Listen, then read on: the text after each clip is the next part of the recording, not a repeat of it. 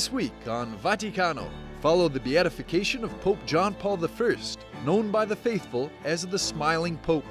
On the 25th anniversary of Mother Teresa's passing, look back on her extraordinary legacy and take a preview of Pope Francis' upcoming trip to Kazakhstan. For this and more, Vaticano starts now.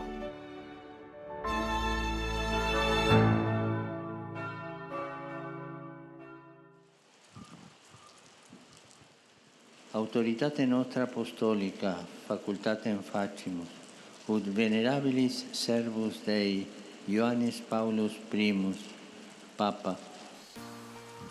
The solemn formula pronounced by Pope Francis from the stairs of St. Peter's Basilica, with which the Pope of the Smile, Pope John Paul I, was pronounced blessed.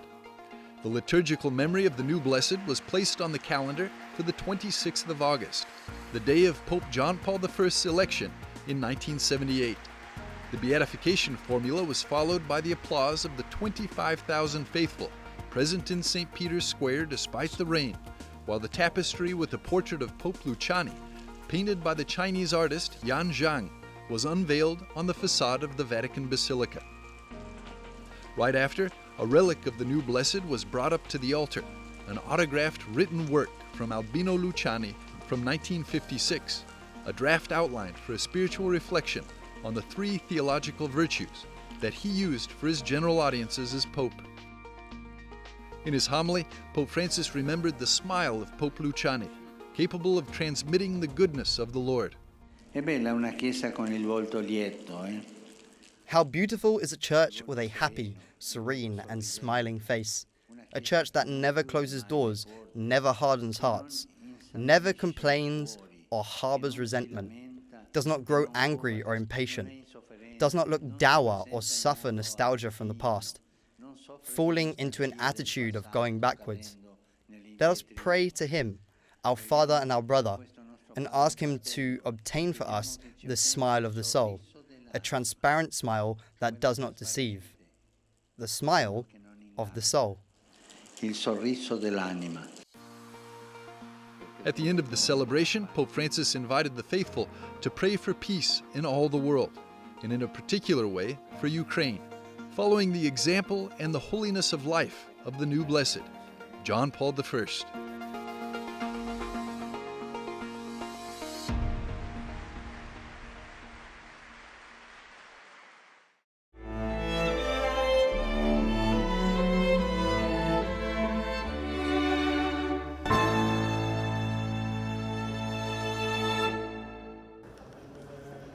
Friday, September the 2nd, a congress was held at Rome's Palazzo della Cancelleria that made an assessment of the first 5 years of a project called Open Hospitals in Syria.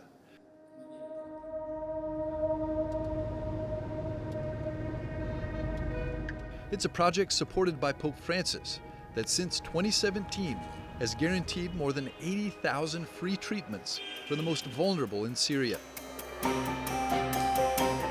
The main objective of Open Hospitals in Syria is that of reconstructing the social fabric and ensuring free access to medical treatment for poor Syrians.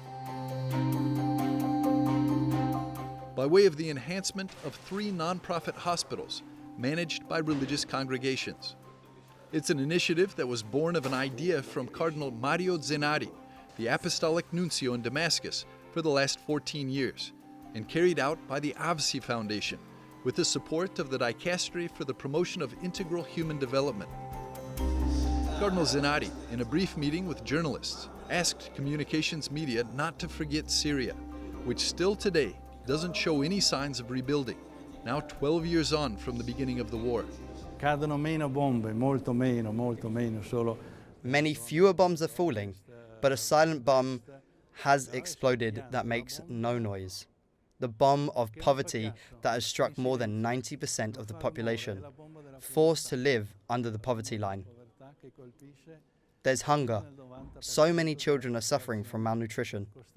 We're looking to open food kitchens as well, so there's not just a need to keep up hospitals and health, but also to food, lodging, and so many other things. Hope is lacking. Hope is dying. I've seen so many people die. I've seen also young people die. And now I'm seeing hope also die. Pope Francis, in an audience with members of the AVSI Foundation, emphasized the importance of rebuilding the social fabric in Syria and how the Church is called to be a field hospital to treat both physical and spiritual wounds. At the end of the audience, Cardinal Zenari consigned the pontiff an icon of Jesus, the Good Samaritan, created by a Syrian artist as a sign of hope and solidarity for the entire Syrian population.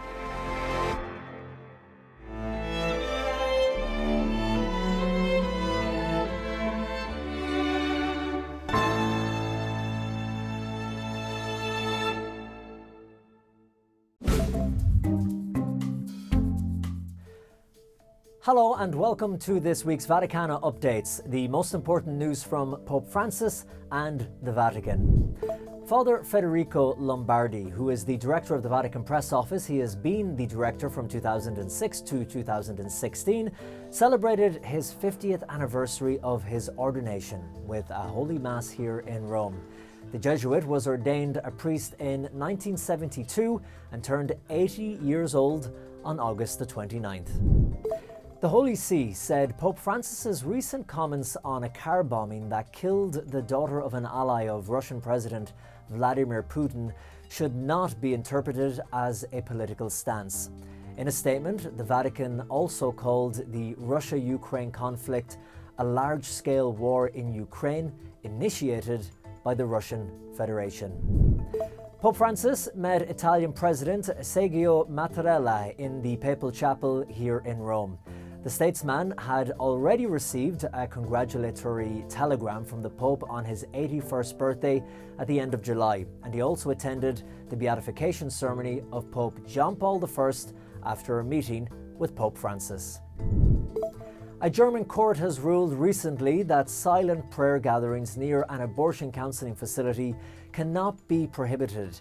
The decision lifts a ban issued in 2019 by the city of Pforzheim in southwest Germany and was upheld in May 2021 by a lower court decision. A new catechesis series on spiritual discernment was launched by Pope Francis. The Holy Father announced that he will provide reflections in his Wednesday general audiences on the demanding work of making sound judgments, which he said requires knowledge, experience, emotion, and will. Thank you for watching this week's Vaticano Updates. I'm Colin Flynn for EWTN Vaticano.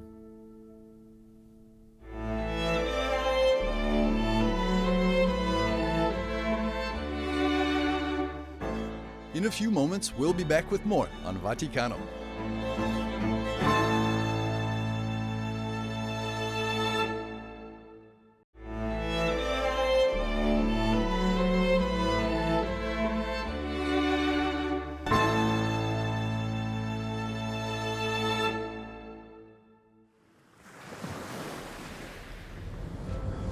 I want to be a missionary, to go out and give the life of Christ to the people in the missionary countries.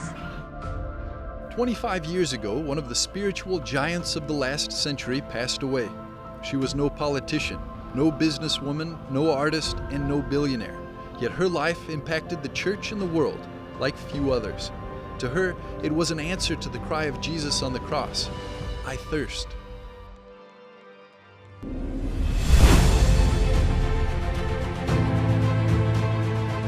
Everything she did, taking care of the poorest of the poor, addressing presidents and diplomats, opening convents across the world, all that was an attempt to quench his thirst for love.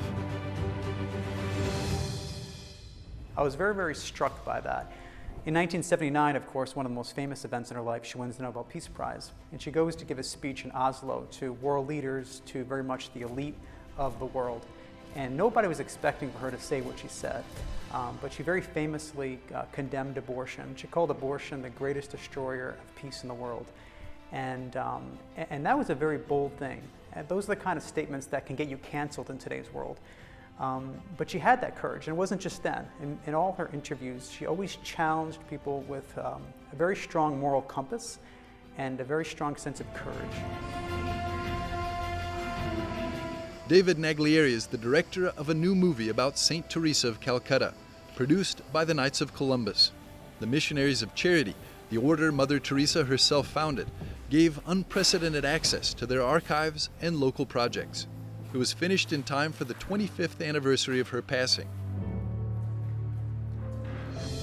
The world premiere took place in Rome at the Pontifical North American College. Pope Francis commended the Missionaries of Charity and the Knights for the production. There have been many films, documentaries, productions been made about Mother Teresa.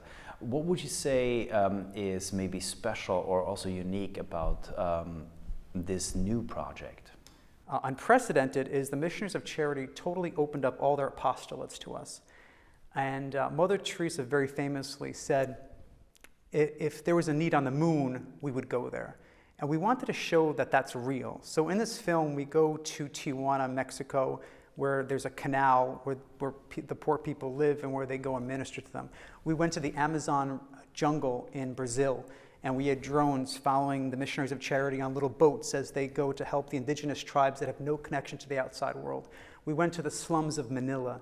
We went to the slums of Nairobi, Kenya. So we went all over the world and showed how her vision to see Christ and to love Christ in the poorest of the poor is being lived out in all these diverse locales that nobody is prepared to step foot into. And I think those two elements are what sets this film apart, and hopefully can rekindle a new devotion to Mother Teresa in the new generation. Born in 1910, she grew up in a town which is now called Skopje, the capital of North Macedonia. Mother Teresa was fascinated by missionary stories early on. When she turned 18, she left her home and went to Ireland to join the Sisters of Loreto. They sent her to India, where she took her solemn vows in 1937 and served as a teacher in a convent school until 1946. She then felt the calling to devote her life completely to the poor. In 1950, so more than 20 years after arriving in India, she founded the Missionaries of Charity. The order continues the work of Mother Teresa around the world, following her credo that the one who saves one person saves the world.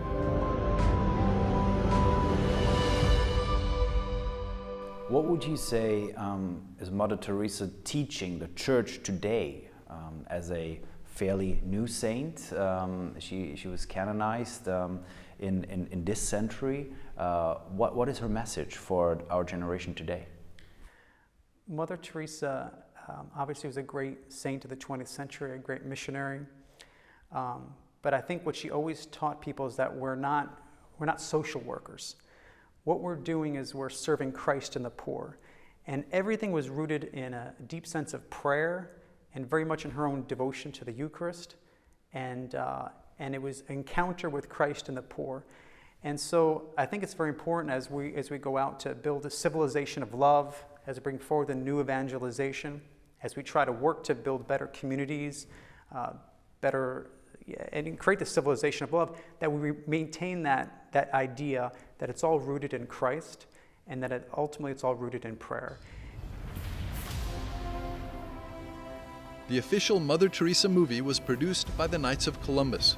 Jonathan Reyes explains why this was an important project for the Knights. Well, the simple answer to that is we love Mother Teresa. And so when the opportunity was presented to us to try to capture this extraordinary life in film, we jumped at it. And Patrick Kelly, who's the head of the Knights of Columbus, just said we must do this. And why do we love her? We love her because of her love of the poor. Wonderful. What are your hopes that which impact this movie will have? Mother Teresa, I would say, opened our eyes. She gave us a different way to see the world, that is, with Christ's eyes.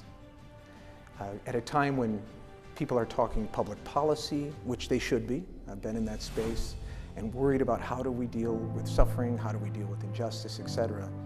What Mother Teresa presents us with is a completely different way of viewing the entire world.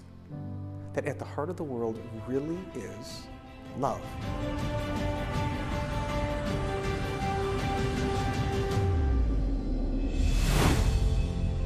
The movie Mother Teresa, No Greater Love will be shown in theaters across the U.S. on October the 3rd and the 4th.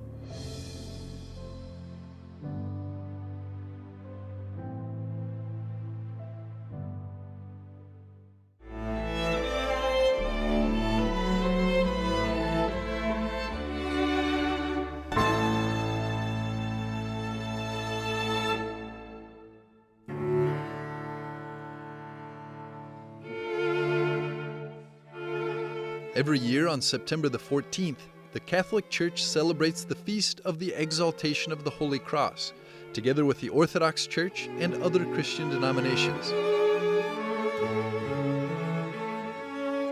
According to tradition, Saint Helen, mother of the Emperor Constantine, during a pilgrimage to the Holy Land, discovered fragments of the true cross.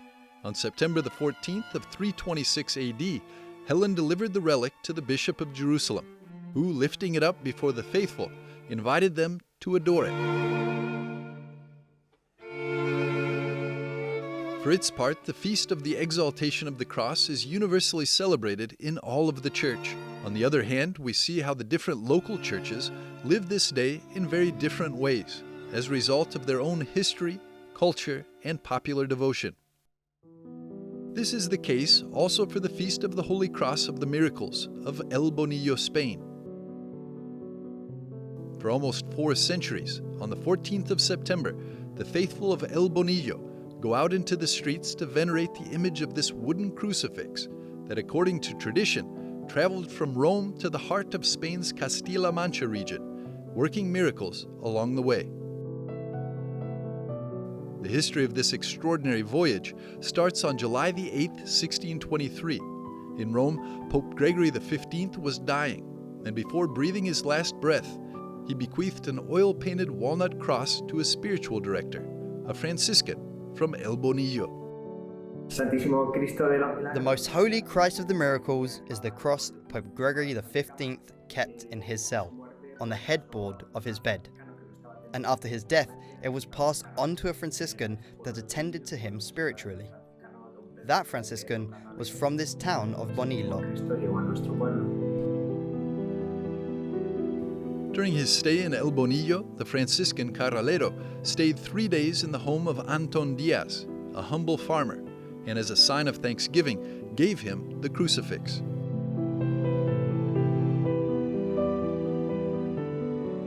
Years later, on March the 4th, 1640, Anton Diaz was kneading dough in his house. Looking towards the image of Christ hanging in his room, he saw that it was sweating.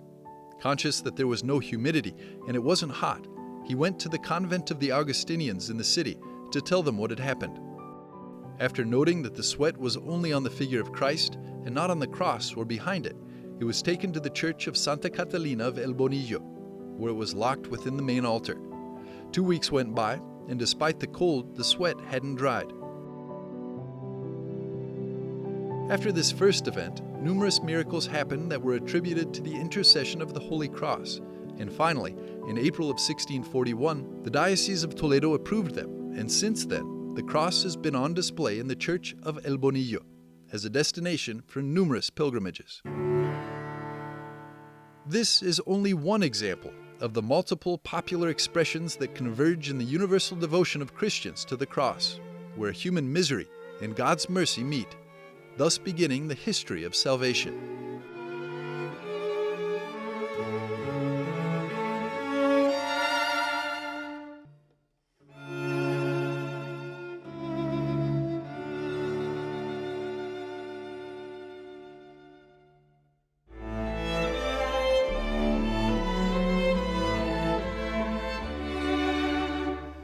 We'll be back after a short break with more on Vaticano.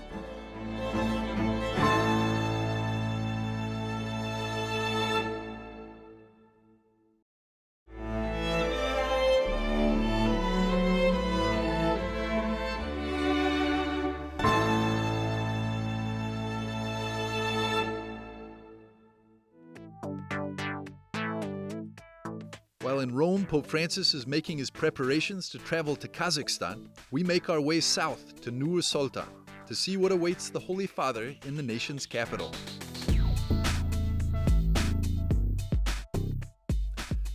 Nur Sultan, previously called Astana, became the capital in 1997 and is a rising social and economic power in Central Asia. The country's predominant religion is Islam, but it has also become a center for interreligious dialogue.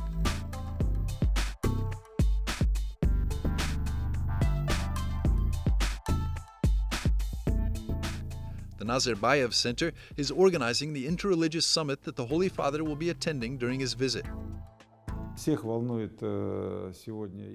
chairman, Bulat Sarsenbayev, says the Pope's visit will bring much-needed spiritual support to Kazakhstan and the region. First of all, we know him as such a bright advocate of peace and harmony between people. In Kazakhstan, we have a population of over 100 ethnic groups and 18 official religious confessions that are registered, so it's a very important issue for us. It is a question of unity of the nation and a question of peaceful existence. Generally, at our Congress, you can see religious representatives that may never meet anywhere else that are all sitting at one round table. Gulsana Tulip Berganova is one of the key people preparing the papal visit. She says that the outcome of the religious meeting will be unprecedented. The main outcomes of the Congress will be outlined in the final declaration. This declaration will be disseminated among political and business leaders and will be sent to international organizations, including the UN.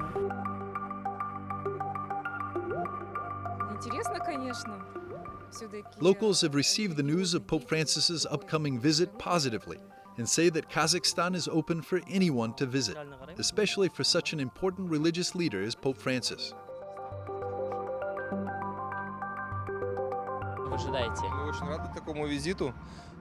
Parishioners of the Cathedral of Our Lady of Perpetual Help are very excited, and many remember the visit of St. John Paul II in 2001. They also say that they pray for Pope Francis' health and his safe arrival. Metropolitan Archbishop Tomasz Peta calls this upcoming visit an historical event. This visit has great significance, both for the Catholic Church, who are present in Kazakhstan, a small flock, and for the state. We expect a great blessing, both for the Church and for society. There is already a logo, and there is a motive for the Pope's visit, a slogan that sounds, "Messengers of Peace and Unity." I think that's what it's all about.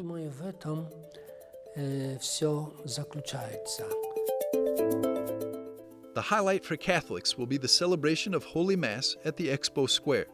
40,000 people are expected to attend. The Mass will be broadcast live on big screens on 4 of the city's skyscrapers. It will be a joyful celebration for the Catholic Church here, which only came out of the shadows 30 years ago, after the collapse of the Soviet Union.